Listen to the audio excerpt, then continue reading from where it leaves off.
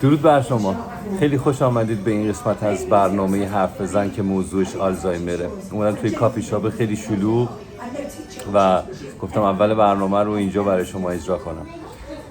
توی این قسمت با شخصی مصاحبه کردم که در واقع 15 ساله داره با آلزایمر همزیستی میکنه و دخترش داره 15 سال با آلزایمر پدرش میجنگه تا کمک کنه که پدرش حالش بدتر از این نشه. نتیجه این گفتگوی بسیار جذاب یک برنامه 1 ساعته شده که شما دارید اون رو تماشا میکنید. انتهای برنامه رو سحر عزیز و پویا محمودی نازنین زحمت کشیدن و یک قصه رو اجرا کردن. اونم علت داره. چقدر بلند حرف میزنه این بغلی منم اینقدر دارم داد میزنم. ببخشید دیگه اینجا سر و صدا زیاده. اسپانسر این قسمتمون استودیو 52 یکی از دوستای نازنین، بهترین دوستای منه که بدون که هیچ شکی تو دلتون راه بدید میتونید برید اونجا خودتون رو بسپارید به این استودیو زیبایی و تمام کارهایی که اونجا انجام میشه و خدماتی که اونجا دارن به شما ارائه میدن رو استفاده بکنید، چون که بهتون قول میدم پشیمون نمیشید.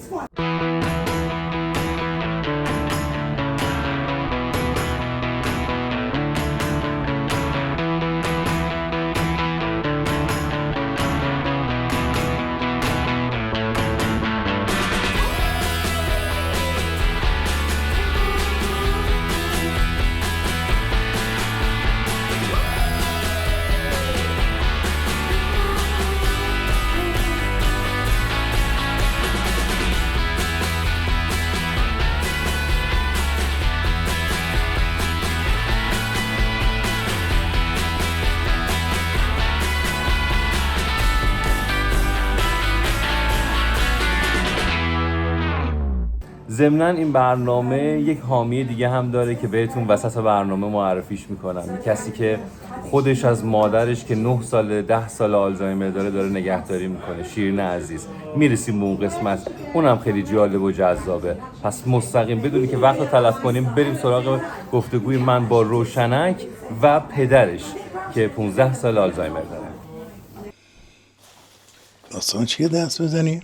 این دست میزنیم که صدامون یکی بشه. تو این دوربینا. Very good. خیلی خوب بود. کافی تو خوردی بابا شما سری؟ نه الان میگه نه. کافی دادی با من؟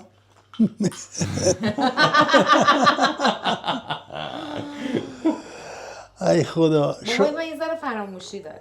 اشکال نداره. من مام بزرگم فراموشی داره. آخه میدونی فراموشی ها فرق میکنه. شما یه وقت از زندگی تو از دست میدی دیگه نمیتونی سر پا وایسی. آره. من خدا سرشاهده ارتش بود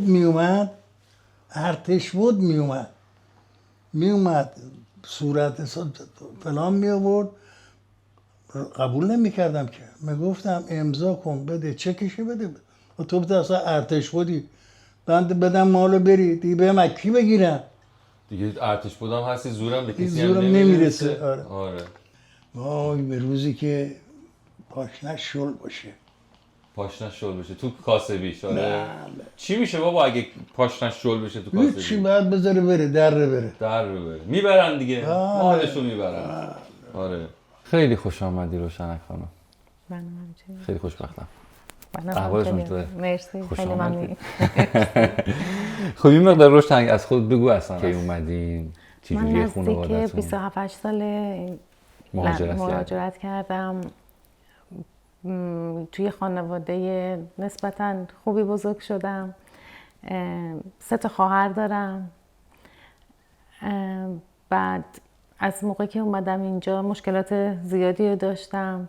زندگی مثل همیشه بالا پایین بوده. بعد از 3 سال که اینجا بودم متاسفانه مادرم رو از دست دادم. مادر ایران بودن؟ بله. مادرم رو از دست دادم. اولین باری بود میرفتم ایران. وقتی رسیدم 2 روز بعد مادرم رو از دست دادم. چه شوکه بعدی شدی اون موقع؟ خیلی. چون مادرم اینجا بود برای زایمان من. یه 2 ماه پیشم بود تا رفتش. گفتم وایسا با هم بریم، منم میخوام بیام ببینم. گفت من خواهر بعدی من داشت ازدواج میکرد، نامزدیش بود، گفت نه باید برم کارای اون رو انجام بدم، عیده باید برم سر خونه زندگی. دیگه رفتن و متاسفانه از دستشون دادم. بعد پدرم خیلی وابسته به مادرم بود و شدیداً اینا رابطه‌شون چطور بود با هم؟ خیلی پدر و خوب. من مادرت؟ تو عمرم یعنی تا زمانی که ازدواج کردم من دعوای پدر مادرم رو ندیده بودم. جدی؟ اصلا ندیده بودم. خیلی شوکه است. خیلی خوب بودن. تو فرهنگ شوهر- ایرانی؟ بله خیلی. بابا شما بچه کجایی؟ کجا دنیا اومدی؟ من تهران. خود تهران. تهران بله. کدوم منطقه تهران؟ دلگشا. دلگشا. بچه دلگشایی هستن. چه سالی یادت میاد چه سالی بود؟ بله. چه سالی؟ 1318. متولد 1318 تا چند سالگی تو دلگشا بودین؟ ما تا آخرین موقع روز اون تو دلگشا بودیم. یعنی شما وقتی هم زن گرفتی ازدواج کردی باز تو دلگشا بودی؟ خونه آپارتمان داشتیم و تشکیلاتی داشتیم.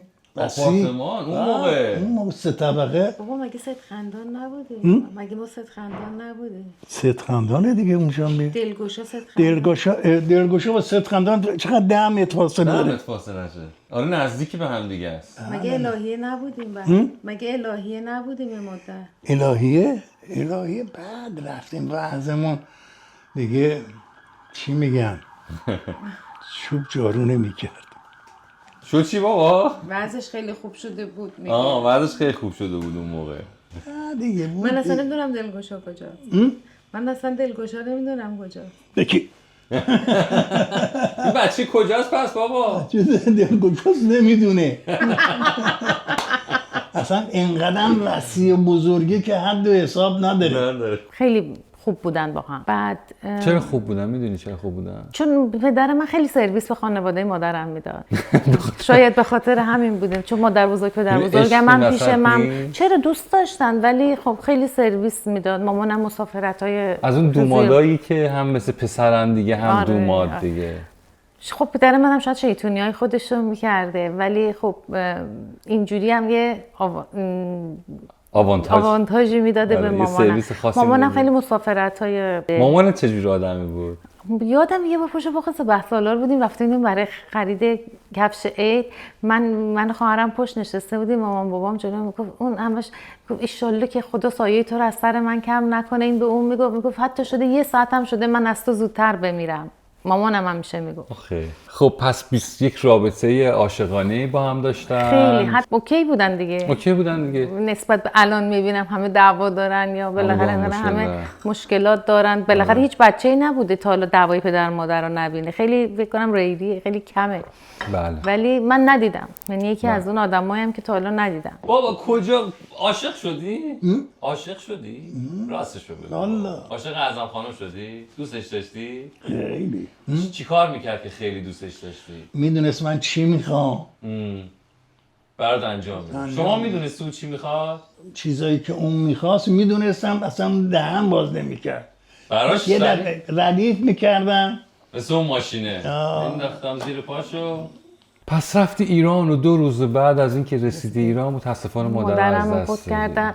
بعد خودم تازه زایمان کرده بودم، بالاخره افسردگی بعد از زایمان شوکه شدن. با مامانم دعوا میکردم، میرفتم سر خاکش میگفتم من اومدی اونجا، من از تو به این خوبی پذیرایی کردم، تو من با مامانم دعوا میکردم. اون بیچاره مرده بود، من باهاش داشتم بحث میکردم و دعوا. چون نمیخواستی باور کنی. باور نمیکردم. وقتی هم که اومدم اینجا 1 سال مریض بودم و قرصای اعصاب میخوردم که تحمل کنم. اصلا نفهمیدم بچه‌م بوچیلی چجوری بزرگ شد. فقط با کارتون و این چیزا سرشو گرم میکردن.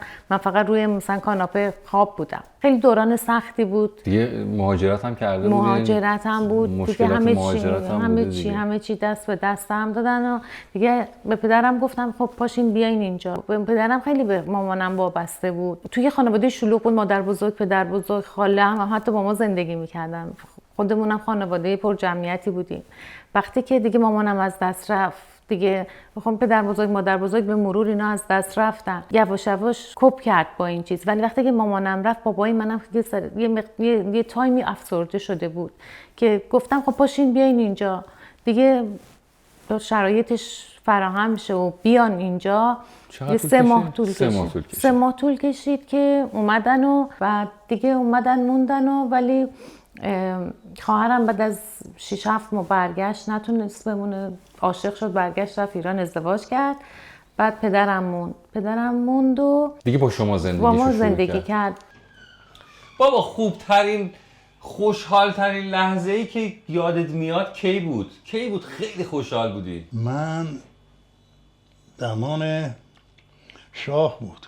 دوران بدی نبود. من خونم خیلی کوچیک بود. بعد رفتیم یه جای بزرگتر ولی دور از شهر بود. یک سال و نیم هم اونجا زندگی کردیم. بعد برای پدرم گفتم بذار استقلال داشته باشه. یه جای کوچیکی رو گرفتیم وسط شهر. بعد ما شروع کردیم یه بیزینسی داشتیم یه رستورانی گرفتیم. بابا من میومد اونجا سر میزد، حوصله‌اش سر نره. بعد یواش یواش رفت تو آشپزخونه، چون قبلا که جوان بود کباب میزد رو سر. خیلی دوست داشت. او از فام بود، نه که از یه بیزینس بخواد این کارو. تفریح مثل همه ایرانی‌ها که این جزء فرهنگمون هست کباب درست کنیم. دیگه اومد و یه روز آشپز ما رو قال گذاشت به قول ایرانی‌ها. دیگه بابام شروع کرد خودش سیخ زدن و گفت نگران نباشین، من این کارو میکنم، اینجوری میکنم. دیگه خودش شد سرپرست کل آشپزخونه، کار میکرد، سرش گرم بود. خب وقت غذاها کیفیتش چطور شد؟ خوب بود همه چی، چون مشتریاتون هم راضی بودن. آره همه چی اوکی بود، همه چی خوب بود. از خودش تالنت کردن، مثلا دکور رو عوض میکرد، همین خیلی سرش گرم بود. بعد خودش هفته یه بار دوستاشو تو خونه دعوت میکرد، براشون غذا درست میکرد، دور هم جمع شدن. نه گفتم خونه جدا گرفته، خودش جدا تنها زندگی میکرد. بازم یه دوران سختی برای من بود. این چجوری مثلا میتونه پاس کارهای خودش بر بیاد. من میرفتم یه دفعه خونه‌شو تمیز میکردم، ملافه‌هاشو اینا رو ببینم درسته همه چیز. ولی آقایون ایرانی ان دیگه. بعد همیشه یکی بالا سرشون باشه میرفتم تمیزکاری میکردم. حالا هممون اینجوری نیستیم، ولی خب قبول میکنم که ما نسبت به خانم ها رسیدگی کمتری داریم. بابای من روی ظاهرش خیلی تمیز بود ولی به خونه زندگی نه، بلد نبود. از یعنی همیشه که مادرت فکر میکنم این کار کرده بود دیگه. درسته. تا که بیزینس 2008 بود، بیزینس ها ریسیشن خیلی بدی اومد. 2007 در واقع ورشکستگی شد که تمام کمپانیایی که نزدیک اطراف مغازه ما بودن که لانچ تایم ما بیزی بودیم میومدن، یواش یواش کم شدن که توی رستوران فقط من بودم و شوهرم بود و بابام کار می‌کردیم. کارگری که مثلا ما 6 تا کارگر داشتیم، همه رفتن. یعنی نمیتونستیم افورد کنیم پولشون رو بدیم. چه آرزویی داری؟ والا آرزویی که من بخوام بهش برسم خیلی سخته. چرا؟ میخوام مثلا مثل دوره اول زندگیم باشم. چجوری بود مگه دوره اول زندگی؟ خیلی عالی بود. همه آرزو داشتن که با من راه بیان. فقط جدی؟ خلاصه دیگه سرتون رو درد نیارم. دیگه بیزینسی ذره کم شد. بعد دیگه ما تصمیم گرفتیم ببندیم اونجا رو، که آخراش که قرار شد اونجا رو ببندیم. دیروز میدیدم مثلا کبابایی که میزد بابام، یه روز کباب کوتاه میزنه، یه روز بلند میزنه، یه روز شوره، یه روز تلخه. گفتم بابا چرا اینجوری میکنی؟ گفت همینم زیاده. مثلا دعوا میکردم. گفت من چه توقعی دارین؟ دیگه ما آرگیو نکردم، دیگه دعوا نکردم. بعد دیدم یه ذره کاراش مشکوک به نظر میاد. مثلا چی؟ میخوام بدونم مثلا سر کار مثلا قرار بود بیاد، مثلا یه راه 10 دقیقه رو مثلا 2 ساعت طول میکشید میومد. نگو گم میشده، مثلا باسای اشتباهی سوار میشده. بعد یه بارم من بهش گفتم بابا میتونی بری پسر منم مدرسه پیکاپش کنی، من تو مغازه بمونم کارا میکنم. گفت آره. یه دفعه دیدم ساعت 12 رفته دنبال بچه سر مدرسه، که همونجا من کلیک کردم یه چیزی باید باشه. مدرسه به من زنگ زدن چرا بابات اومده پسرتو کلک کنه. گفتم من نگفتم الان بیاد. گفت الان اومده. گفتم میشه باهاش صحبت کنم؟ گوشی رو دادم با بابام صحبت کردم. گفتم بابا چرا الان رفتی؟ گفت تو نگفتی برم دنبالش؟ گفتم الان ساعت 3. خب میشینم تا ساعت 3. گفتم اونجا مدرسه شما نمیتونی بشینی. خب مثلا مدرسه تا مسافت خونه بابای من 5 دقیقه بود. گفتم برو خونه بعد ساعت 3 برگرد. گفت باشه. بعد پسرم دوباره زنگ زد بهم ساعت 3. بابا نیومده دنبال من. گفتم که الان میاد. من دوباره بهش زنگ زدم گفتم بابا کجایی؟ گفت گم کردم نمیدونم کجا. گفت همش دارم میچرخم مدرسه رو پیدا نمیکنم. دیگه خودم سریع رفتم دنبالش و گفتم من اونجا بشین میام دنبالش. دیگه رفتم از جی پی اینجا گفتم که به من یه اپاینتمنت بدین، من فکر کنم بابا مشکل حافظه داره. یه 2-3 ماه منو سر دووندن، گفتن نه هیچی نیست، اینجوری همه چیز اوکیه. آزمایش کردم، آزمایش هایی که مثلا این ببخشید حیوونا رو می‌آوردن گفتن این گاو، گوسفند، این چیه، ساعت چنده، روز، شب، هوا، امروز چند شنبه است. اون موقع حافظش بهتر از الان بود. اون موقع میگفت نه این مشکلی نداره. گفتم من میدونم این گم میشه، این راه‌ها رو گم میکنه، این گم میشه. حتی روز تولد 70 سالگیش تو راه گم شد. من اومدم دنبالش، این نمیدونست کجاست، کانفیوز شده بود، گیج شده بود. گفتش که ما میفرستیم شما رو برین MRI مغز کنیم. گفتم حتما. درست که ما اینو رفتیم دنبال کاراش که انجام بشین. 3 روز بعد دکتر خودش زنگ زد، من باید بیام خونه شما رو ببینم از طرف مموری کلینیک. اومد و گفت ما بد نیوز داریم. گفت ترسیدم، دستم داشت میلرزید. گفتم چی شده؟ گفت متاسفانه پدرتون آلزایمر داره. که خودش هم اونجا که تا شنید، وقتی که دکتر داشت حرف میزد گریه کرد. گفت یعنی چی؟ یعنی من دیگه همه چی یادم میره؟ گفتم که نه، الان که یادت نمیره، الان خوبی، ما ساپورتت میکنیم، ما کمکت میکنیم دیگه. یعنی از اون روز بابای من دیگه تو خونش نخوابید. از اون روز که دکتر اومد گفت این مشکل رو داره، صبح میومد خونش ولی شبا بعد پیش من میموند. هر شب میومد خونه ما، صبح میومد خونه، شب برمیگشت میومد پیش من. میترسید. میام زنگ بزنیم بگیم روشنک بیاد. کجاست روشنک رسی؟ من کیم بابا؟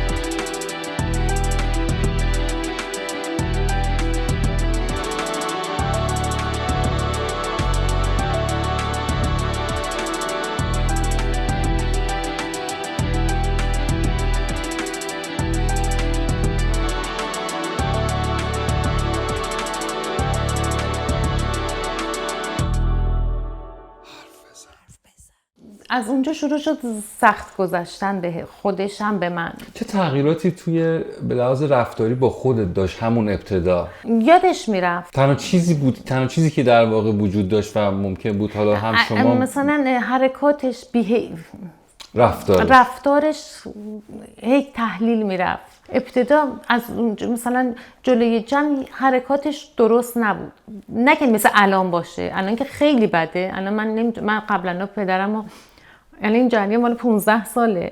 قبلا اوایلش من همه جا پدرمو میبردم، توی کنسرت ها میبردم، توی ایونت ها میبردم، میشه صرف اندازه مثلا خوشوبش میکرد به خانوما، خیلی خوشوبش میکرد. از اول جوانیش همینجور بوده. آها، یعنی که دوست داشت با خانوما بیشتر صحبت کنه و الانش هم همینجوره. با خانوما میونش خیلی خوبه. یعنی دوست من میاد تو خونه، همش دوست داره باش بشینه حرف بزنه، شوخی کنه. با آقایون ولی اینجوری احساسی نداره. با آقایون نه. با آقایون نه. برای همین الان اصلا هیچ جا من نمیبرمش.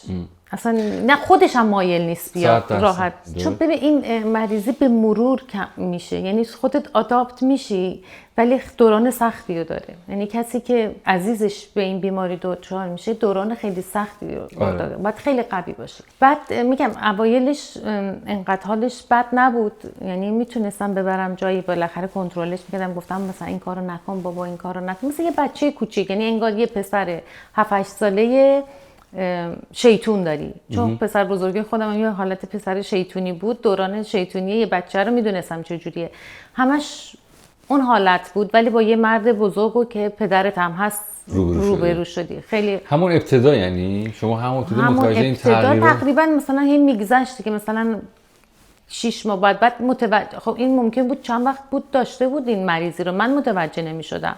خیلی فشارا بهم میومد که چرا بابای من این کار رو میکنه. ولی از اون موقع که فهمیدم این مریضی رو داره، راحت‌تر قبولش کردم. نه تا قبل از اون مشکل داشتی با اینکه چرا گم میشه، چرا گم میشه، چرا این کارا رو میکنه، چرا کثیف لباس میشه، چرا ریشاشو نزده، مثلا چرا این حرفو میزنه. وقتی که فهمیدم، حتی به دکترش هم گفتم من که فهمیدم آروم شدم، انگار مثلا یه ذره ریلکس تر شدم که بتونم که چجوری با این برخورد کنم. اون موقع از شاکی بودم که این چرا اینجوری میشه، چرا گم میشه، چرا اینجوری این کارو میکنه. وقتی که شما بدونی طرف مریضه، متوجه میشی خب دست خودش نیست، خودش نیست، باید باش مدارا کنم. برای اینکه من توی فامیلی بالاخره پسرام هم بودن، خیلی کمکم میکرد پدرم. پسرمو میبرد مدرسه، میآورد، من سر کار میرفتم. حتی همین بیماری هم که داشت میبردش میومد. حالا ممکن بود راه خیلی طولانی باشه که پسرم من دور شمسی قمری میذارم من میخواد ببره مدرسه، من میتونم من راهنما باشم، فقط این با من باشه که من میرم و میام. گفتم آره تو راهنما باش، تو ببرش، تو بیارش. خیلی اینجوری میخواستم سر با هم پدرم گرم باشه، هم پای پسرم باشه که میره مدرسه میاد تنها نباشه. بعد که گذشت این مشکلات بیشتر شد. چه همون لحظه که اول متوجه شدی که پدرت آلزایمر داره؟ نمیدونستم مثلا آلزایمر به این شکله، نمیدونستم عزیزترین کسیشو نمیشناسه، نمیدونستم اسم خودشو نمیشناسه، نمیدونستم وقتی الان غذا میخوره یعنی هنوز غذا از گلوش پایین نرفته نمیدونه غذا خورده. اینا رو من نمیدونستم تا اینکه خودم باهاش روبرو شدم. یا شاید هیچکی ندونه. همه شاید تو داستانا، تو کتابا، تو فیلم‌ها میبینن، ولی تا خودتون تجربه نکنین، تا کسی خودش واقعا لمسش نکنه نمیفهمید چه واقعا چه بیماریه. به نظر من از سرطان از همه بیماری‌ها بدتره، چون شما عزیزترین کستو میبینید جلوت، برای خودش چه کسی بوده، چه دبدبه و کبکبه‌ای داشته و چه بروبیایی داشته، چه کسی واسه خودش بوده، الان چه جوری شده. بعضی وقتا واقعا احساس گناه به خودم میکنم، یعنی میگم شاید من باید بیشتر از این میگم، ولی واقعا توانشو ندارم. عجب روزگاری شده. بابا اینو بده من برات چیزش کنم، اینو اینجا بردارم اذیتت میکنه. نه چیزی نیست، مسئله نیست. سر کارش روبرو چی میخوای بابا من بعد بیارم؟ نه اینه یه دونه اون شیرینی میخواد. بشین من برات بیارم. بشین. من میوه خورم دیگه. میوه یا کیک داری میخوری که؟ آش فرق نمیکنه. بابا وقتی یه چیزی یادت میره فکر میکنی یادت بیاد چی میشه؟ یادت نمیاد؟ چرا؟ یادت میاد. راحت. من الان تمام از بچگیم هر کاری کردم یادم میاد. تمام کارهایی که کردم میدونم. اسم دختراتو بگو. رویا، روشنک، عسل، عاطفه. آفرین. گشنت نیست که؟ نه گشنت نیست. من به خودم بد نمیگذرونم. من با کسی هم رو درواسی ندارم. بذار قدش بابا. گشنم باشه نمیدونم این کیه، میکشم جلو میخورم. من به خودم بد نمیگذرم. خوبه بابا، منم اینجوری ام، یعنی دوست دارم اینجوری باید اینطوری باشه، نباشه آدم نمیتونه زندگی بکنه. آره بعد گذروندن خیلی بده. من تمام اینجوری بود واقعا که تو زندگی همکارام آرزو داشتن با من بیان بیرون. خوش میگذشت بهشون. ناراحت شخصیت خودش میشم که مثلا الان مثلا پسر من بگه مامان بابا دیگه باید ببریمش یه جا بذاریم، دیگه سخت تو خونه موندن، من نمیتونم مثلا موقعی که درس میخون درسمو بخونم، نمیتونم راحت بخوابم، این نصف شب بلند میشه در اتاق منو باز میکنه، میخواد بره بیرون، من حواسم اینه که این نره بیرون، مواظبش باید باشم. خیلی روی فامیلی تاثیر میذاره. حرفای زشت میزنن، دست خودشون نیست، ولی آدم یه بار میگه دیگه گنجایش پر میشه، نمیفهمی دیگه بعد باشون چجوری رفتار کنی. منم بین شوهرم، بین بچه‌م، بین پدرم قرار گرفتم، باید همه رو هندل حمایت کنم خیلی سخت بود. خیلی دوران سختی بود و هست. فکر میکنم میگم خب اینم منم حتما یک کارمایی دارم، باید اینو پس بدم، باید این کارو انجام بدم، این وظیفه منه، منم برای مثلا به عنوان یه دختر حتما منم باید این کارو انجام بدم. ولی خیلی افکت میکنه به زندگی روزانه، به زندگی اون پرایوسی خانواده. من هنوز با شوهرم یه مسافرت نرفتم، هنوز با فامیلی من نتونستم یه مسافرت. تو این 15 سال گذشته من نتونستم یه هالیدی برم، یه حالت مثلا آرامش بدون دغدغه. آره. چرا مسافرت رفتم، یا من رفتم با بچه‌ام، شوهرم بوده پدرمو نگه داشته، یا اونا رفتن من موندم. یعنی هیچ وقت این تنها نبوده، چون نمیتونه تنها زندگی کنه دیگه. یکم چای بخور. بس یه بار باید بابا با هم بریم بیرون. بریم انشالله. از کجا؟ هر جایی. شما بگو دیگه، من میخوام ببرمت اونجایی که شما دوست داری. فرق نمیکنه. از تهران حرکت میکنیم میریم تا اونور چی کجا رو بگم آخه اینقدر شابدالعظیم نه با عبدالعظیم چیه چالوس نه میره تا تبریز. آها بریم تبریز. شما تبریزی مگه؟ بله نجورسن بابا. بله Keyfin yaxşısan? ya ağladı kaşaktık ağladı çok kaşak çok kaşaktık. تبریزی بله. sen تبریزیسن؟ من تبریزیم.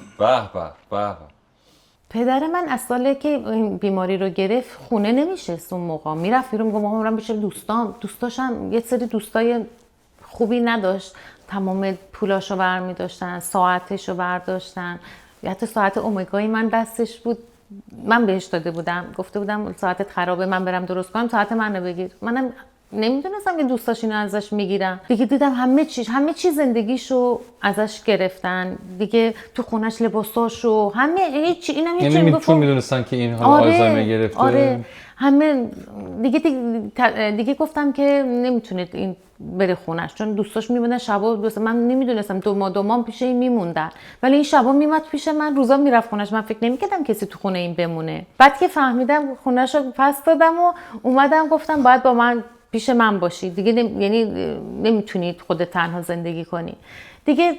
درگیر نمی‌شدی با مثلا اونایی که میومدن اونجا که آقا؟ چرا همشون به من گفتن، همشون برای من گفتن میریم به سوشال سرویس میگیم تو اینو به زور داری میبری. گفتم هر کاری میخواین بکنین شما همه چی اینو گرفتین ازش دیگه.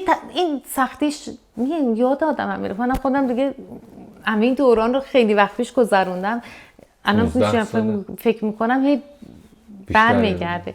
خیلی دوران سختی، دلم واسه خودم میسوزه. بعد چرا دلت میسوزه برای خودت؟ چون خیلی سختی کشیدم، خیلی مواظبش بودم، از همه چیم گذشتم، فقط مواظب این ببر دکتراشو، ببر کاراشو بکن. مابین چند تا عملم داشت انجام داد، حتی من اینو بردم کاترایتشو عمل کردم، دکتر گفت این آب بزنه، ببخشید آب مروارید چشمشو عمل کنه، گفت اگه این آب بزنه کور میشه. اومدم دیدم این صورتشو داره میشوره، زدم تو سرم گفتم اگه این کور بشه دیگه با این بیماری من بعد چیکار کنم دیگه. هیچ سری خوش کردم، سشوار رو بردم، همه کارش کردم، قطره‌اشو دادم، بعد چششو بستم، تو همه جای اتاقش نوشتم دست به چشت نزن، کور میشی، نکن اینجوری نکن.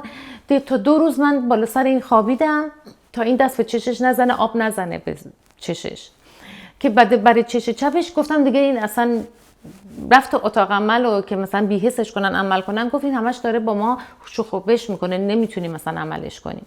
که گفتم بیهوشی کامل بشه، گفتم بیهوشی کامل میترسم دوباره به مغزش آسیب برسونه، از این بدتر بشه دیگه. اصلا چش چپش دیگه عمل نکردن با این اوضاعی که داشت، چون خطرش بدتره اگه آب بخوره این عمل بشه، خطرش بدتره که کور بشه. حالا باز با این تار میبینه، ولی اگه عمل بشه ممکنه کور بشه اگه آب بزنه. حالا من شانس آوردم اون یکی نشد. مسافرت رفتی زیاد رفتین شما؟ بچه‌ها 4 تا بچه داشتی، همش مسافرت میرفتی؟ نه مسافرت خیلی کم هم اتفاقا میرفتم. خانومش زیاد مسافرت میرفت. خانومت میرفت؟ اعظم خانم شنیدم خیلی مسافرت میرفت. اوکی بودی؟ سختت نبود بدون اعظم خانم؟ میگفتی بره؟ خیلی زرنگ بود اونم، خیلی زرنگ بود، جمع میکرد و بچه ها رو برو بریم. مواظب بود همه چیه، منم مو به مو میدونست چیه من چی میخوام خیلی واقعا زنه. الان کجاست اعظم خانم؟ نمیدونم من کجاست رسی. مادر فوت کرده، مامان مرده. مامان میدونم، اعظم خانم مامان من بود. الان مثلا میگم بیشتر از موقعی که کووید شد دیگه این بیرون نرفت، قبلا خیلی بیرون میرفت. به منم گفت دنبال منم. چجوری بیرون میرفت؟ این جی پی اس روی ساعتش، روی موبایلش، روی ساعتش، رو دستش از طرف مموری کلینیک بهم داده بودم، وصل میکردم، من میفهمیدم، ترکش میکردم کجاها میره کجاها میاد. بعضی وقتا این شارژ بود، همه چیشو من میدیدم، گم میشد، ولی میدونستم کجاست، محدودش رو پیدا میکردم، میرفتم دنبالش، میآوردم. همه اینا استرس داشت، همه اینا تن لرزه داشت. تو این 6 سال اخیر، 5 سال اخیر کووید، این دیگه بیرون نرفت، دیگه ترسید و بیرون نرفت. 1-2 بارم وقتی که گم میشد تمام بدن این خیس میشد و ببخشید تو خودش ادرار میکرد، یعنی خیس میشد از ترس، خودش هم میترسید ولی میگفت نمیدونم نمیدونم چشه، که من سریع میوردم حمومش میکردم و تمیزش میکردم و اوکی میشد، کانفیوزش از بین میرفت، خوب میشد. گیجی که داشته. بعد میاد میگفت بچه‌ها نیومدن خونه، خواهر کوچیکم الان 42 سالشه، الان اون موقع الان مثلا بگو 40 سالش 38 سالش بود. میگفت این نیومده خونه، من نگرانم. گفتم پدر من اون اونجاست، این سر خونه زندگی خودشه، اون یکی ازدواج کرده. نه این الان از مدرسه داره میاد، الان تو مدرسه کی میره دنبال این؟ یاد گذشته ها میافتاد. میگفتم بابا الان اینجوری، الان تو این سالی اونا بزرگ شدن، من بزرگ شدم، بچهای من بزرگ شدن، همه بزرگ شدن. این تو قبر مونده بود. تا چند وقت اینجوری بود که همش میگفت این چرا نمیاد. 3 صبح میومدم میدم نشسته دستش به سینه، هی دم در رو نگاه میکنه، میگه ما کجاییم؟ این چرا نمیاد؟ فقط فکر خواهر کوچیکم بودا که این چرا نمیاد خونه. گفتم آخر سر گفتم باشه پدر من الان باهاش صحبت میکنم، میگم بیا خونه، تو بگی بخواب. به این بهانه من اینو میخوابوندم. پس کم کم یعنی راه ارتباط برقرار کردن با پدری که آلزایمر داره رو میتونستی پیدا کنی؟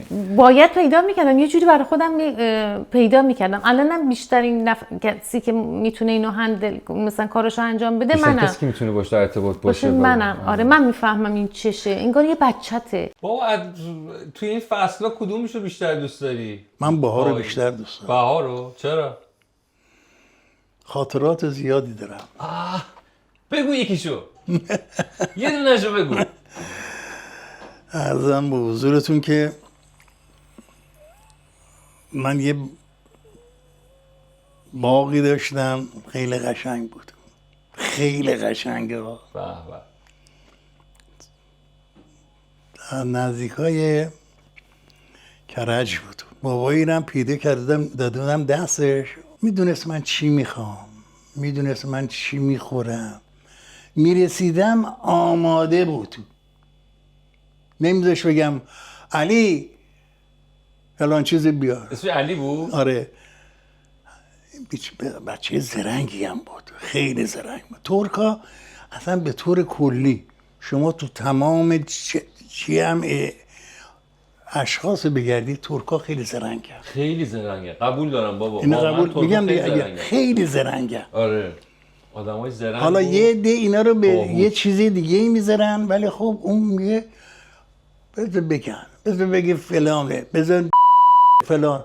من زندگیمو میخوام چیز بکنم، جمع کنم. بچه ها میخوام آینده. بله همشون می اومدن، بعضی وقتا درد دل میکردن. خیلی از بچه ها اومدن آقا تو چی کار میکنی که آخه اینقدر زندگی درو را؟ گفتم تو هم میتونی زندگی درو برو، سالم باش، دروغ نگو به مشتری، مخصوصا به اون مشتری که دائم باش سر کله داری میزنی. حقیقت رو بگو، یا جنسی میخواد بگو آقا این جنس خوب نیست نخر، بذار میرسه به فصل دیگه. اینی میدی آبروت هم میره. پولت رفته آبروت هم رفته. پس بهار رو بیشتر از همین فصل دوست داری؟ میدونی الان چه فصلیه؟ الان فصل بهاره دیگه. بهاره. الله اکبر. اسمش هم یادم رفته. اسمای اونا؟ نه میرفتیم توی این شهرستان ها. اذیتت نمی‌کنی یادت رفته اسما؟ نه یه ذره که چیز بکنم یادم میفته. خدای الله اکبر. برای اینکه این مصاحبه رو انجام بدیم اومدیم خونه شیرین، کسی که خودش داره 10 سال از مادرش به خاطر آلزایمر نگهداری میکنه. حرفای شیرین رو بشنویم. کسی که یعنی جز اولین نفراتی بود که به من اعتماد کرد برای این برنامه. دوست دارم ازش تشکر بکنم از طریق همین ویدیو. مرسی شیرین. من شیرین هستم، الان پیش مامانم هستم و مامانم 97 سالشه و 10 سال پیش بیماری آلزایمر مبتلا شد و من الان 10 ساله که از مامانم نگهداری میکنم. و اولش خب واقعا نمیدونستم این بیماری چیه. اولین باری بود که باهاش مواجه میشدم و یواش یواش مامانم خب خیلی چیزها رو فراموش میکرد و این خیلی سخت بود. از همه سخت‌تر موقعی بود که خب مامان متاسفانه چیزایی رو مثلا بر می داشت از توی آشپزخونه، مثل موز مثلا، و می برد میذاشت توی لباساش و یادش میرفت. بعد مثلا من میمدم میدیدم اتاقش بوی بد میده، بعد دنبال موز میگشتم یا دنبال یه چیزی میگشتم، بعد میدیدم ای وای همه چیز کثیف شده، اونا رو بعد تمیز میکردم. خلاصه این داستان خیلی زیاد بود. مامانم چیزهای مختلف برمی داشت. مثلا یه بار ما مهمون داشتیم، دنبال سینی میگشتم، خدای این سینی ما کجا رفت؟ هر جا رو گشتم پیداش نمیکردم. بعد رفتم دیدم توی لباسای مامانم تو کمدش. یعنی این یه چیزی هستش که بیماریایی که آلزایمر دارن این کارو میکنن، یه چیزایی رو برمیدارن، فکر میکنن مال خودشونه، میبرن قایمش میکنن. من فکر میکنم سخت‌ترین دوران همون دوران مابین هستش که شخص فراموشی داره ولی از یه لحاظم هنوز میدونه که کی هستش، میدونه که مثلا شخصیت خودش رو میشناسه ولی خیلی فراموشکار شده. و سخت‌ترین وقت موقعی بود که مامانم خب بالاخره سنی ازش گذشته بود، نمیتونست خودش رو به دستشویی برسونه و متاسفانه خب وسط راه اتفاق براش میومد، بالاخره نمیتونست خودش رو نگه داره. و من هر کاری میکردم که مامانم مثلا از این چیزای مخصوص بپوشه که اتفاقی هم پیش بیاد. ایزی لایف منظورتونه؟ ایزی لایف، بله. ایزی لایف بپوشه. مامانم قبول نمیکرد، میگفت مگه من بچم. خب برای من خیلی سخت بود اون دوران. هر کاری کردم که مامانم راضی بشه اون ایزی لایف رو بپوشه، نمیپوشه. حتی به عنوان خنده براتون بگم، حتی شوهرم محسن اینو از بالای شلوارش پوشید. یه چند هفته توی خونه اینجوری راه میرفتیم که به مامانم نشون بدیم بابا این چیز مهمی نیست، میتونی بپوشی اینو، مثلا از شما کم نمیشه چیزی. ولی مامانم میگفت نه خیر من بچه نیستم.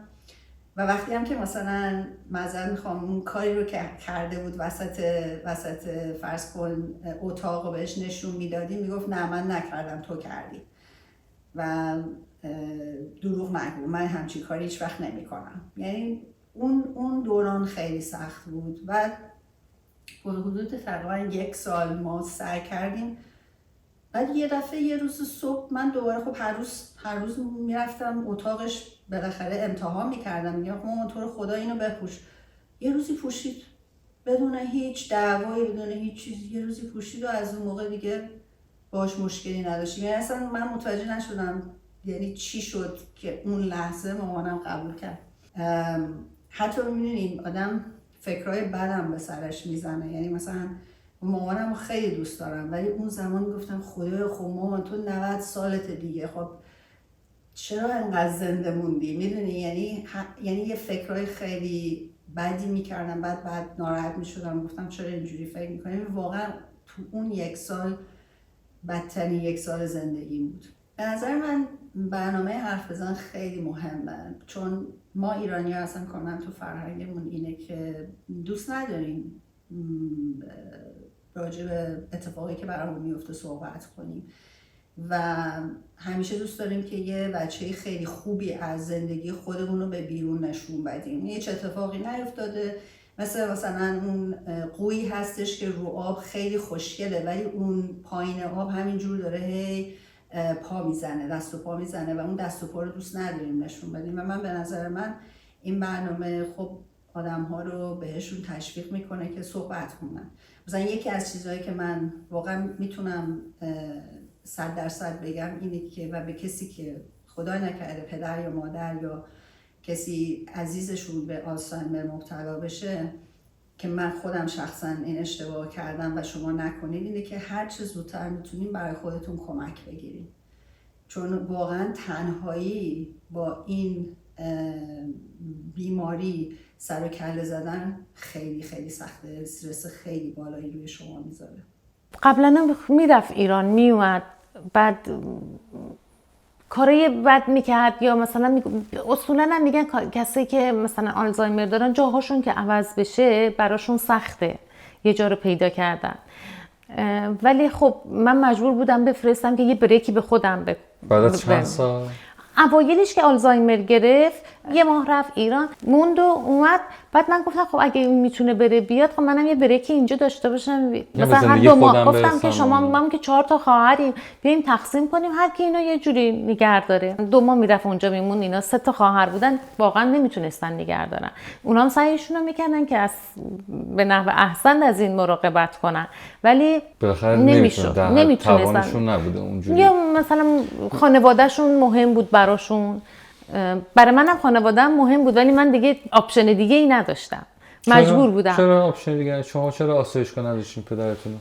نمیتونستم اینجا این کالچر فرهنگ ایرانیمون نمیذاش من بکنم. اصلا نمیتونستم. بعد زبان بلد نبود پدر من. اینجا بود موقعیتام که حتی دکترش به من این پیشنهاد داد که بیاین بذارین.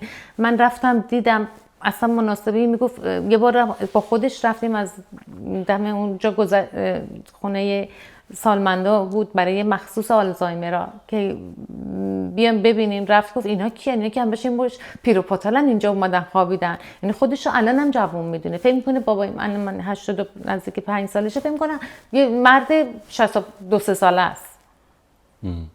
این فکر احساسی اصلا به هم میگه من 62 سالمه. میگم پدر من شما این ساله؟ میگه نه من 62 سالمه. شما اشتباه میکنی. الان چند سالته پدر من چند سالم باشه خوبه؟ نه شما من نمیدونم. من بگم چند سالت باشه خوبه؟ من فکر کنم 55 60. برای همین مایه‌ها. چندی؟ 62 سالمه. 62 سالته. ماشاءالله. اصلا بهت نمیاد بابا. خیلی خوب موندی. ببین من زندگی کردم به قول یاد کردم زندگی با این که میان میشینن کلاه میذارن سر مردم، اینو به اون میبندن. کلاه نذاشتی سر هیچکس؟ امکان نداره. باریکلا. یکی از پیشرفتام، یکی از چیزایی که منو آورد بالا همین بود که کلاه نذاشتی سر کسی. یکی از بدترین کارهایی که آدم میتونه بکنه مشتری رو اذیت بکنه. مشتری بس از آدم راضی باشه. دیگه میگم مشکلات خانوادگی داشتن. خواهرام نتونستن یعنی کمک کنن که یعنی اگه شاید همه کمک میکردیم به هیچ کی فشار نمی اومد. ولی چون اونا مشکل خانوادگی داشتن، خانوادهشون خیلی براشون مهم بود. برای منم نه که مهم نباشه ولی مجبور بودم انجام بدم. خب چرا مجبور بودی؟ چون کسی کمک نمیکرد. بعد برای خودم گفتم که فرض کن خودت یه دختری خواهر نداری، خودتی و این بابات باید باش هندل کنی. وقتی که اونا رو برای خودم دیلیت کردم خیلی راحت‌تر تونستم کنار بیام. چرا آسایشگاه نبردی بابا رو؟ فکر میکردم خیلی احساس گناه میکردم که اگه ببرم این خدای نکرده یه چیزیش بشه. اون موقع هیچ وقت نمیتونستم باش کنار بیام. نشد. یا البته شوهرم هم خیلی از اینایی است که فامیلیه که باید همیشه مثلا پدر بزرگ مادر بزرگ تو خونه باشن، احترامشون باشه. تو این خانواده اونم اینجوری بزرگ شده بود، خود منم اینجوری بزرگ شده بودم. بعد میگفت من برای مادر بزرگ پدر بزرگی تو کردم، شما هم باید برای من بکنین. پدرم هم میگفت من برای مادر بزرگت با مادر بزرگت پیش من بودن، منم حالا پیش شما. چه اشکال داره؟ گفتم اشکال نداره. دیگه گذشت تا میگم کرونا شد. کرونا که شد که بابام نتونست از خونه بره بیرون، کار برای من راحت تر شد ولی خودش همش تو خونه بود. یعنی اصلا دیگه موقعیت ها رو هم نمیشناخت. از در خونه نمیدونست مثلا راست باید بره چپ باید بره. اصلا اینجا لندنه، اینجا تهرانه. یه بار یادمه میخواستیم بریم ایران، با هم سوار هواپیما شدیم، گفت ما داریم میریم ایران یا داریم از ایران میایم. یعنی این حالت بود که اصلا نمیدونست کجا هست، موقعیتش رو هیچ جاش رو نمیدونست. یه میوه‌ای بخوریم با هم. بخوریم. منم یه خیار میخوام. نمک نمیخوام. نمک روشنک بشین. نمیخوام قربونت برم. ببشید. خودمون نمک داریم بابا. والا من به این خوشنمکی بابا. گفتی چند سالته؟ 72 سالم. خیلی وقت من رفتم دیگه. کجا رفتی؟ انگلیس. چه مردمانی داره.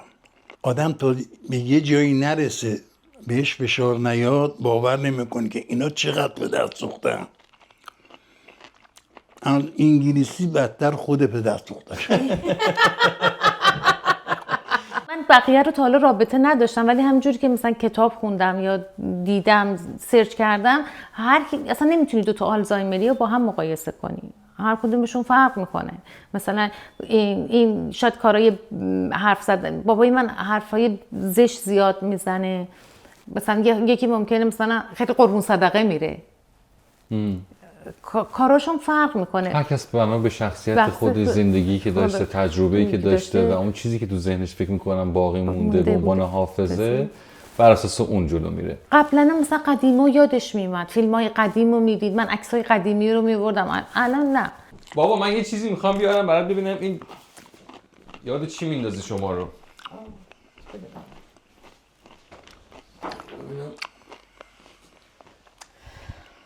این یاد چی میندازه؟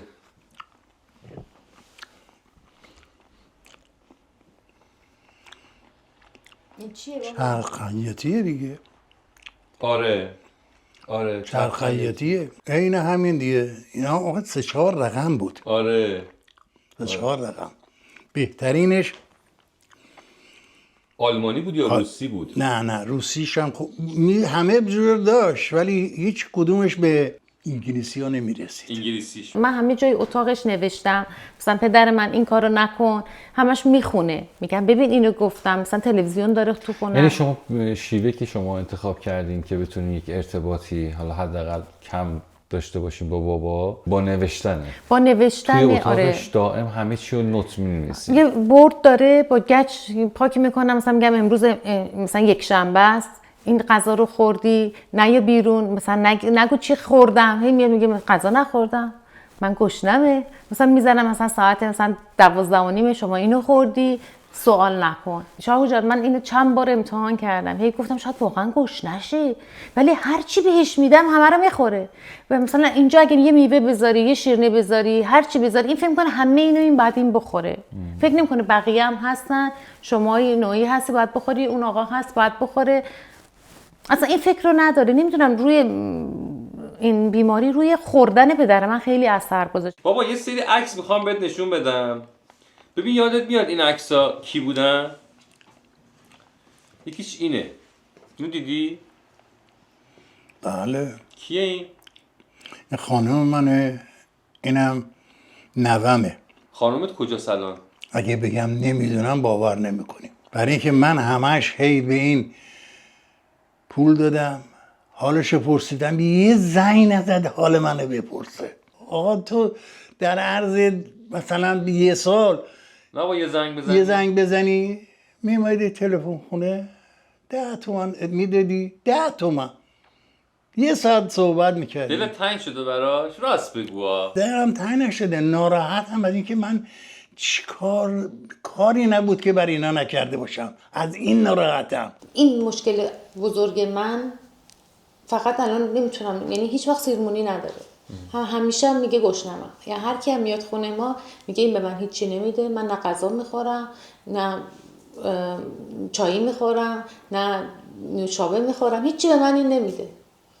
جلو هم میگه. برای همین من یه ذره محدودیت‌های رفت آمدم هم کم شده. من اصلا کسی رو نمیتونم تو خونم دعوت کنم.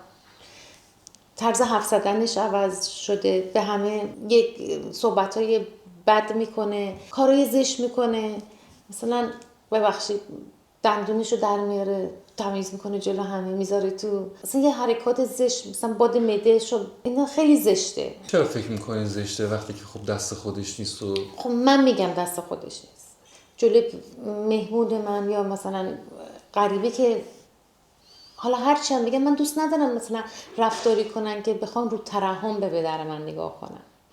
من دلم نمیخواد اونجوری باشه.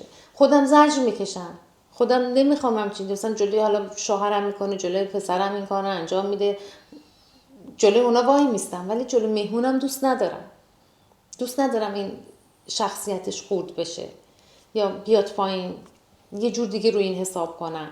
خب میدونم پدر من این مشکل رو داره، او این پدر منه، من مشکلات اونو قبول کردم، اونا که قبول خب اونا چون دوست منم قبول کردم، ولی خب حرکت زشتیه. حالا شما شاید تو شرایطش نبودین یا ندیدین، ولی خیلی آدم حقیر میشه. نمیخوام حقیر بشم جلوی کسی، احساس خیلی بدی دارم، نمیدونم چرا. حالا شاید من اینجوری فکر میکنم، بقیه اینجوری فکر نکنم. نه ما میخوایم همین رو بدونیم. و اینا منو عذاب میده. و من هر جا بخوام با پدرم رو ببرم مثلا دکتر جایی با ویلچر اینو میبرم که الان تمام شونه های من درد کنه، هر 6 ماه دفعه کورتون تزریق میکنم. ماشاءالله پدر من هم قد بلنده، هم وزنش زیاده و این هل دادن و بردنش خیلی برای من سخته و دوست ندارم هم از کسی کمک بگیرم، میخوام خودم انجام بدم که منت نمیذارم، ولی نمیخوام کاری بکنم که کسی بهم بگه من اومدم بردمش، من اومدم این کارو کردم. سعی میکنم تا اونجایی که باشه از 0 تا 100 کاراشو خودم انجام بدم. البته الان چند ساله 2-3 ساله دولت کمک گرفتم، یه پرسونال کر دارن، یعنی یه شخصی که میاد به صورت خصوصی باهاش آره، کار قبلا میکنه. من همومش میبردم، الان اون میبره میاره، اون کارای هایجینیک پاکیزگیش بهداشتش اون کار انجام بهداشتش رو پس شما میگین دولت یک نفر رو مقرر کرده؟ نمیدونستم، من از اول شاید شاملش بگیرم ولی نمیدونستم. اینو از طرف دکترش به من گفتن که الانم مثلا روز 3 ساعت میان مثلا ملافه‌ش رو عوض کنن، کارهای بهداشتیش رو انجام بدن که این خیلی به من کمک کرد. باز یه ذره و اینو همه هزینه‌شو دولت میده. بله دولت میکنه، خودشون میگیرن، خودشون انجام میدن. خوش اگه بخوایم بگیم تو به عنوان دختر کسی که پدرش آلزایمر گرفته، بزرگترین چالش هایی که تو این 15 سال داری، حالا بیایم در مورد امروز حرف بزنیم مخصوصا این روزها، بیشترین چالشی که با بابا داری و بیماری آلزایمر چیه؟ بیشترش این که خاطر اینکه منم بعضی وقتا نمیشناسه من خیلی اذیتت میکنه. این خیلی اذیتم میکنه. میشه بگی در مورد این؟ بعضی وقتا فکر میکنه من زنشم، بعضی وقتا فکر میکنه من یه زنی تو خیابونم، میخواد مثلا به حریم من دست درازی کنه، فکر میکنه مثلا من مال اونم، یا فکر میکنه من زنشم. این خیلی به من عذاب میده، این خیلی رو روی من اذیت میشه. بعضی وقتا من میترسم حتی تنها با بابام خونه باشم، نه که همیشگی باشه، شاید این جریان مثلا هر 3 ماه یه دفعه بشه، هر 2 ماه یه دفعه، ولی همون ترسی که این کی میخواد رخ بده، که این اتفاق میخواد بیفته، من میترسم. این خیلی منو میترسونه که نمیخوام اون حریم، اون احترام و اون حریم دختر و پدر بودن و اون از بین بره. این خیلی منو میترسونه که از این بدتر نشه. روشنک ازت نگهداری میکنه یا نمیکنه؟ میکنه. خوبه؟ راضی؟ چه احساسی داری بهش روشنک ازت نگهداری میکنه؟ خدا خواهرمه، بچه خیلی خوبیه. روشنک خواهرته؟ آره خواهرمه. من دخترتم پدرم. تو روشنکی؟ بابا این روشنک به شما رفته اینقدر مهربونه یا به اعظم خانم؟ نه به خود من رفت داره. خانوادت واکنشی دارن نسبت به این حال بابا؟ اونا که تجربه همچین چیزی رو نداشتن، اونا همچین چیزی رو تجربه نکردن. فقط یادم آخرین بار که ایران بود دنبال اتاقا میگشت، اسم منو صدا میکرد تو خونه خواهرم، میگفت همه اتاقای ما رو در وا میکرد، اسم تو رو میخواست. من مثلا رفته بودم شمال، 5 روز پیش خواهر کوچیکم بود، اومد میگفت همه در اتاقا رو، اونم خواهرم نگفت، شوهر خواهرم گفت در اتاقا رو باز میکرد، میگفت روشی اسم من روشنه، مخفف، فقط اسم منو صدا. شما میگی روشی؟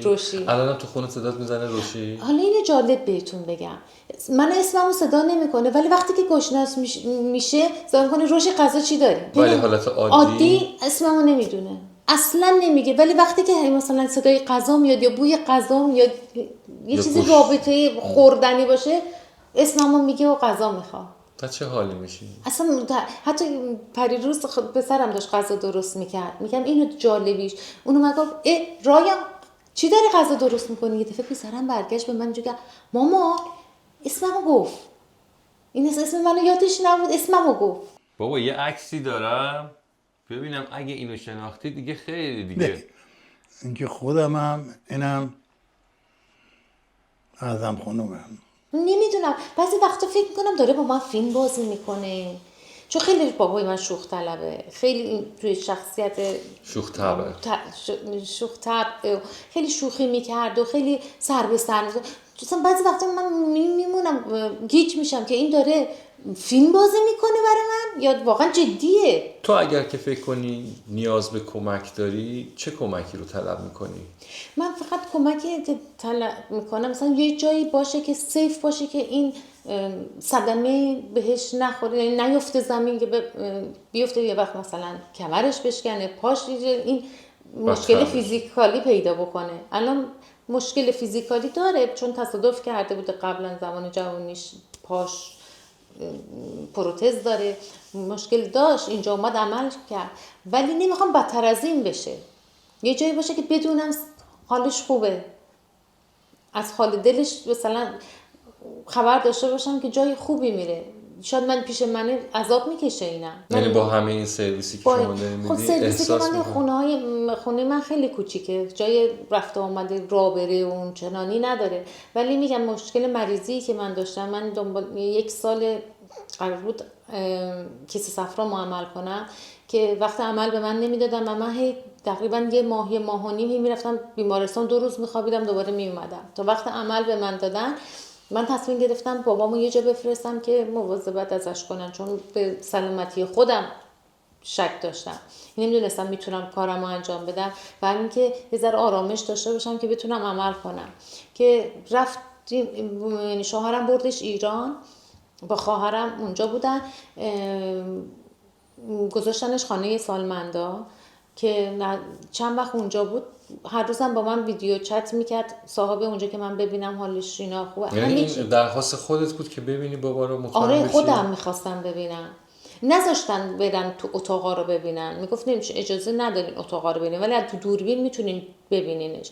میدم اونجا نشسته داره تخته بازی میکنه با همون اونجا هستن. یعنی شما خودت الان با توجه به اینکه این تجربه هم درست از دور داشتی، خیلی ناراحت بودم یعنی من شاید بگم 1 هفته که وقتی که پدرمو فرستادم گریه میکردم، عذاب وجدان داشتم. من خدا نکنه بعد 15 سال، بعد از 15 سال یعنی دست و پام میلرزید، 2 شب 3 شب مثلا من نخوابیدم که ببینم جای این کجاست، چه جوریه. حتی برای اونها هم سخت بود، میگفت 1 ماه طول کشید تا این جای توالت رو یاد بگیره کجا بره دستشویی.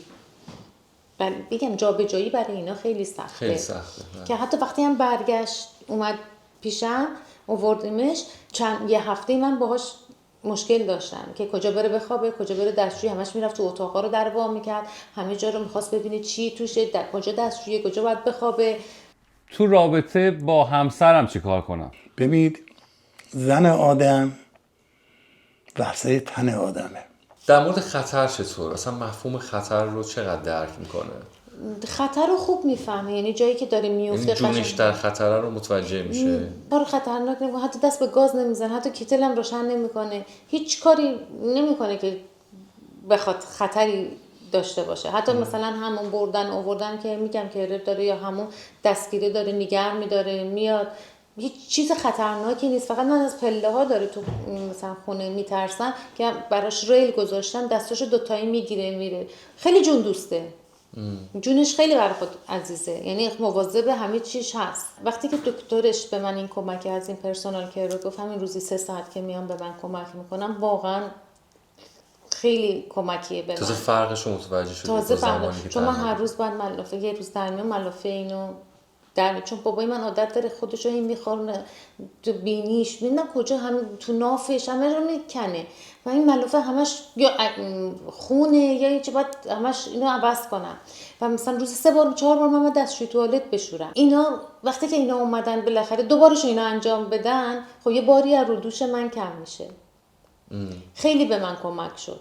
یعنی فکر میکنی کمک گرفتن موضوعی که همه کسایی که من نمیدونستم، من اینو نمیدونستم. دکتر گفته بود میومد یکی، من بعدم میومد یکی غریبه بیاد تو خونه زندگی من، بخواد مثلا دست بزنه به وسایل منو، برای این حتی حاضرم برای من خرید کنن، میگه بابا چیزی احتیاج داره ما بریم براش بکنیم، یا مثلا تو برو بیرون یه استراحتی کن ما مواظبش باشیم. من میترسم تنها بذارم. حتی با پدر منم خودش ببخشید نمیدونم حالا این منتالی ذهنیه از سیاه‌پوستا میترسه. حتی یه بار همین که اومده بود پرستار سیاه‌پوست بود، بابای من تو همون قش کرد افتاد که با آمبولانس اومد بردش از ترس. که بعد یعنی تفاوت رنگ پوستی باعث شده که بابا بترسه. نمیدونم چرا.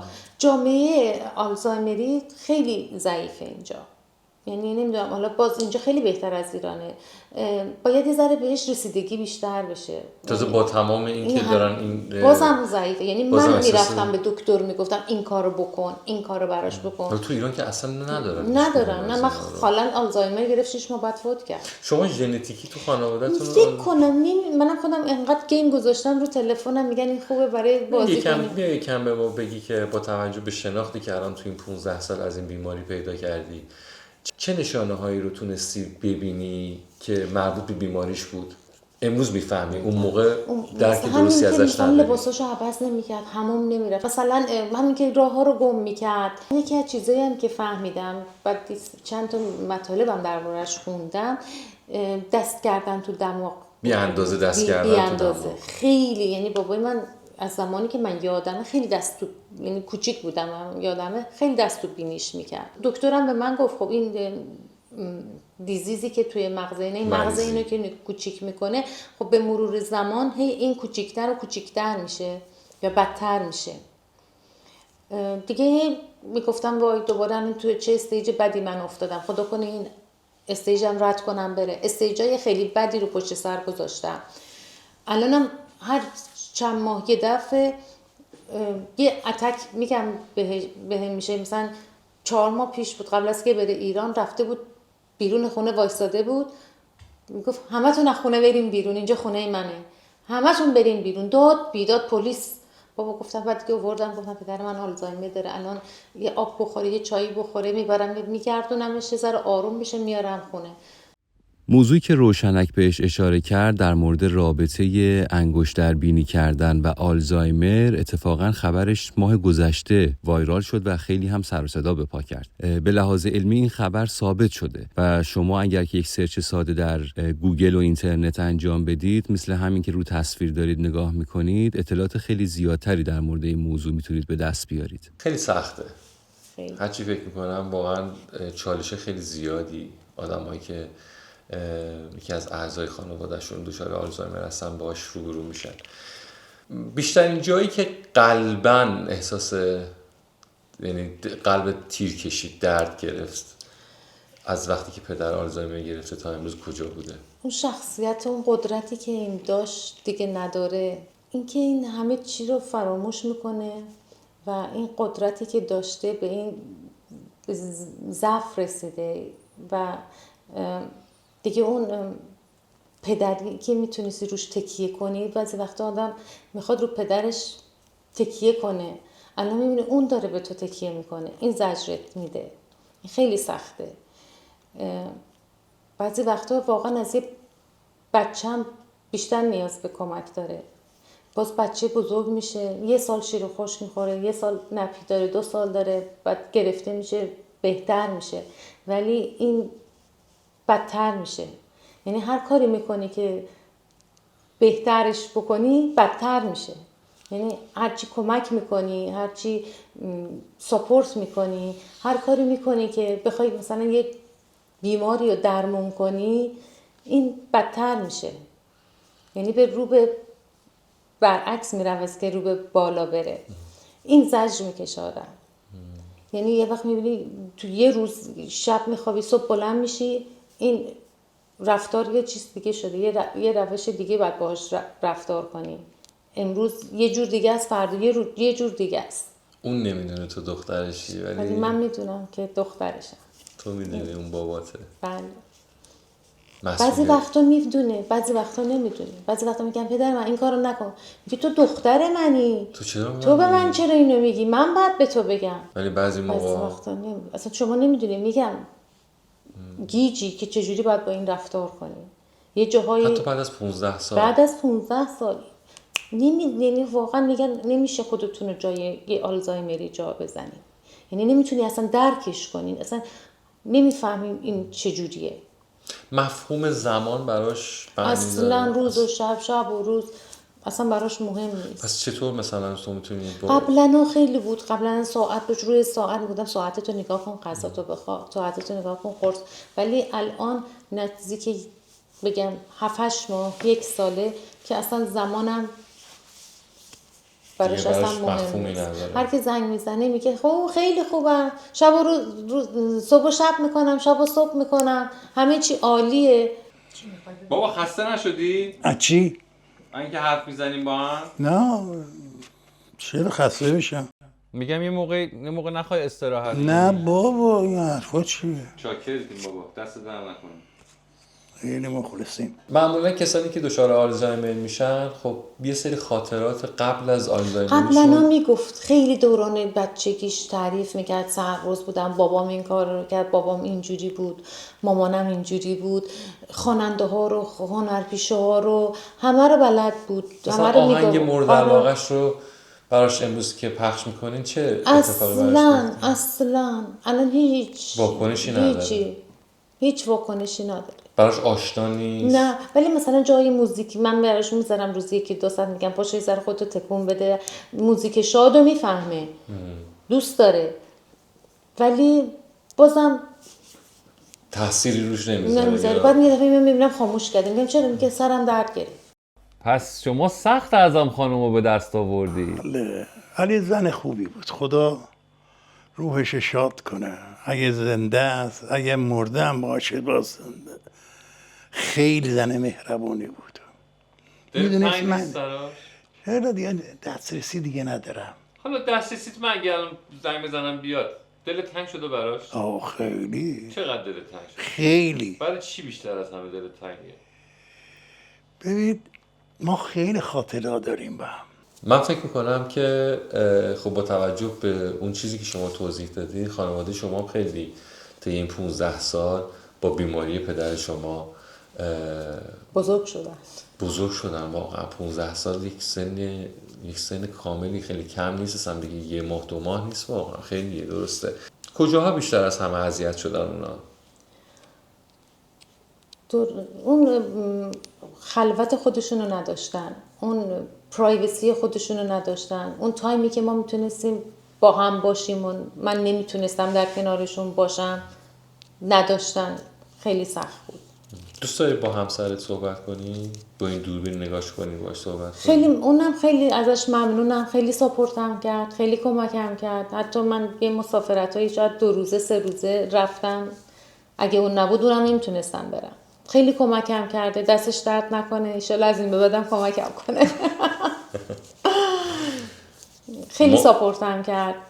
یعنی واقعا من فکر نمی کنم هیچ همسری، چون پدر خودش که نیست، پدر منه و سختم کسی بتونه همچین کاری رو بکنه. شاید من در شرایط اون بودم مثلا قبول نمی کردم، خودم رو جای اون میذارم نمیتونستم، ولی خیلی ساپورتم کرد، خیلی کمکم کرد. بازم از اینجا ازش تشکر میکنم.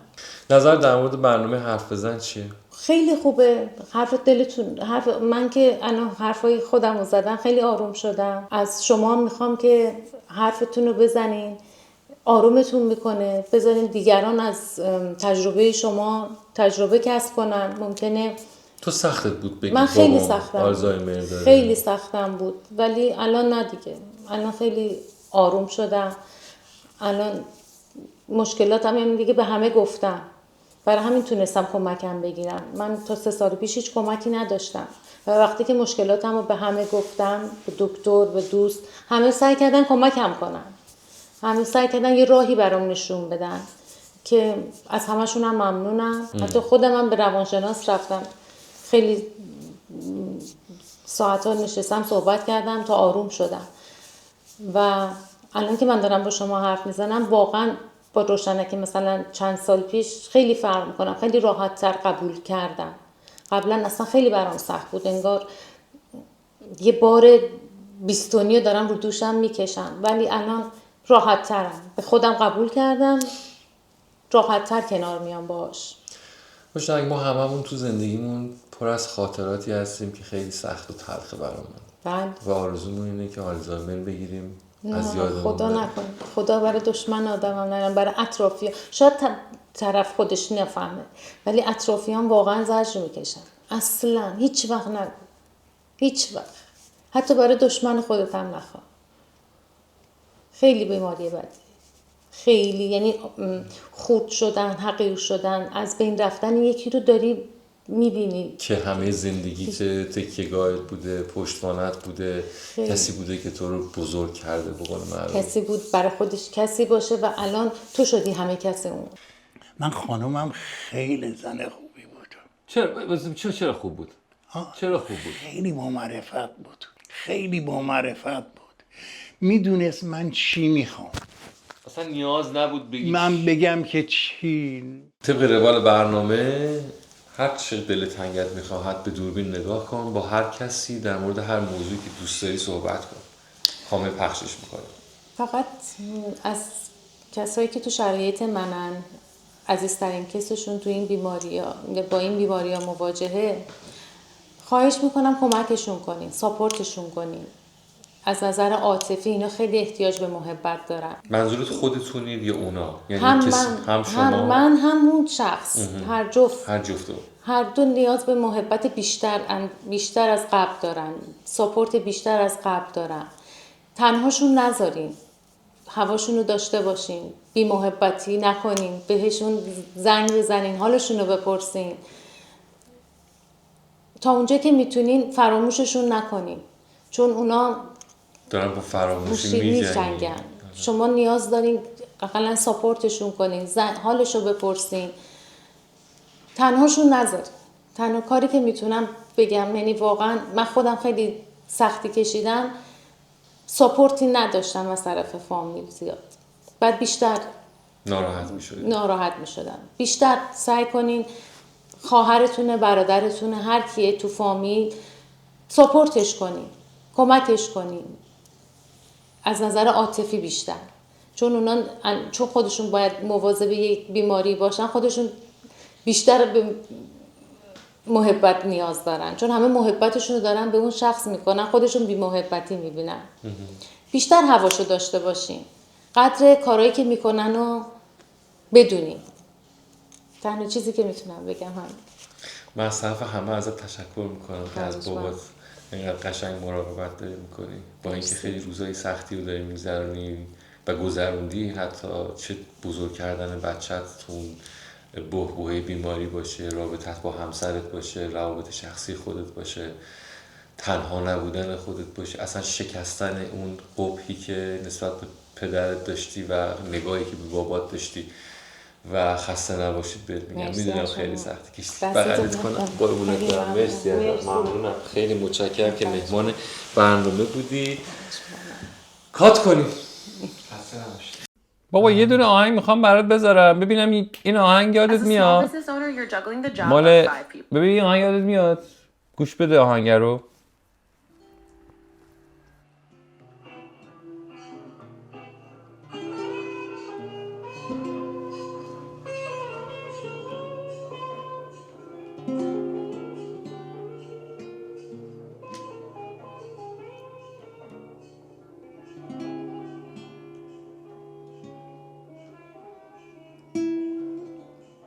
میگنه آفرین، ویگنه. یادت کدوم آهنگ؟ دادی بربادم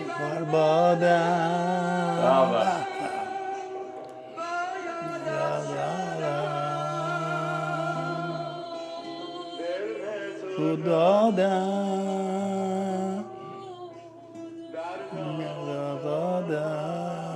یادت اومد؟ چه مهمونی ها که با این آهنگ شما عشق میکردی. واقعا. بغلت کنم بابا؟ چی؟ برای اینکه خداحافظی کنم، تشکر کنم. آره بغلت کنم. بشی با نشو قربونت برم. خیلی خوش گذشت باهات حرف زدم. قربونت برم. زنده باشی. متشکرم ازت. مواظب خودت باش. مامان جان من sahne dedim ha. Geçen televizyonda sahne değiller sen çok güzel bir hanımsan. Değiller senden dünyada yoktu. Doğru değiller ha. Axı mamancan sen çok zəhmət çəkmisən. Sən indi 97 yaşındadır. 3 il sonra olacaqsan 100 yaşın. Hə, baxsı. 100 yaşın olacaqsan, maşallah. Hamı 100 yaş olmaz ha. Elə də sən 100 yaşın olacaqsan. Qurban sənə. Allah səni heç vaxt bizə çox görməsin. Sənin sayən bizdən eləməsin. Ya ben sana diyorum. Kurban sana. Ben sana kurban, sen bana yok. Çerçiler gelir, muncuğu çok. Her rengi var, senden yok.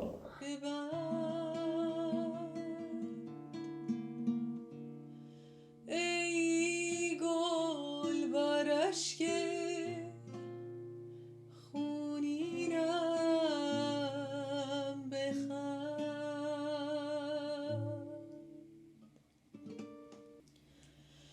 چه شد آن همه پیمان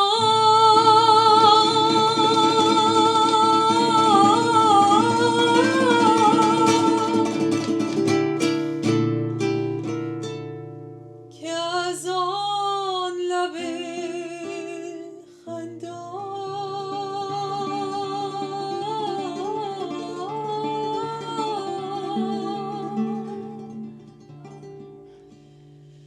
بشنیدم و هرگز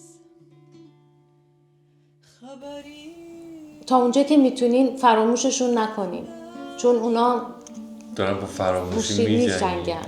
شما نیاز دارین اقلا ساپورتشون کنین، حالشو بپرسین، تنهاشون نذارین. تنها کاری که میتونم بگم، یعنی واقعا من خودم خیلی سختی کشیدم، ساپورتی نداشتم از طرف فامیل زیاد، بعد بیشتر ناراحت میشد. ناراحت میشدم.